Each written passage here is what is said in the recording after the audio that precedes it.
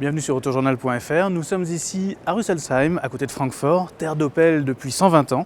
Nous allons découvrir pour la première fois grandeur nature, la 6e génération de l'Opel Corsa, le modèle le plus important de la gamme, presque un quart des ventes, et un modèle qui pour la première fois est partagé avec la gamme Peugeot. C'est la cousine de la 208, et de la même manière que la 208, elle s'attaque au marché d'électrique avec la même carrosserie, grâce à une plateforme qui a été conçue pour pouvoir recevoir autant des moteurs thermiques que des moteurs électriques. Et c'est donc aujourd'hui pour nous l'occasion de découvrir la Corsa I. C'est celle-ci, la version électrique de la Corsa. Quelques chiffres pour cette nouvelle Corsa I, elle mesure 4,06 m, son moteur développe 136 chevaux et 260 Nm, ce qui lui permet d'avoir des performances vraiment intéressantes, 8 secondes 1 de 0 à 100, et c'est vraiment une performance dans le sens où elle embarque 246 kg de batterie, ce qui veut dire qu'elle a une masse qui est aux environs de 1400 kg.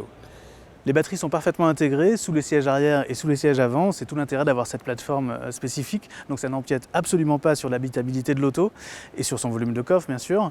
Ces batteries au total ont une capacité de 50 kWh, ce qui lui donne une autonomie maximale de 330 km selon la norme WLTP, donc a priori plutôt réaliste. Et dans le meilleur des cas, la charge avec une borne de charge rapide pourra se faire en 30 minutes pour récupérer 80% de leur capacité. Bon, on voit vraiment absolument rien derrière ces vitres fumées, mais je vais quand même vous décrire ce qu'on y trouve. La planche de bord est bien plus conventionnelle que celle qu'on a pu découvrir à bord de la 208 au Salon de Genève. C'est pas très étonnant, on est dans un univers Opel, plutôt dans l'austérité.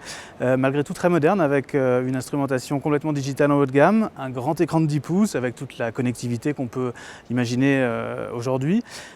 Côté habitabilité, on est un petit peu en progrès. La position de conduite est abaissée de 28 mm. Et puis le coffre, lui, gagne à peu près 24 litres pour atteindre 309 litres. On a pu à la rédaction prendre le volant d'un prototype de développement en version thermique. Les premières impressions étaient vraiment positives, notamment concernant le comportement dynamique de l'auto.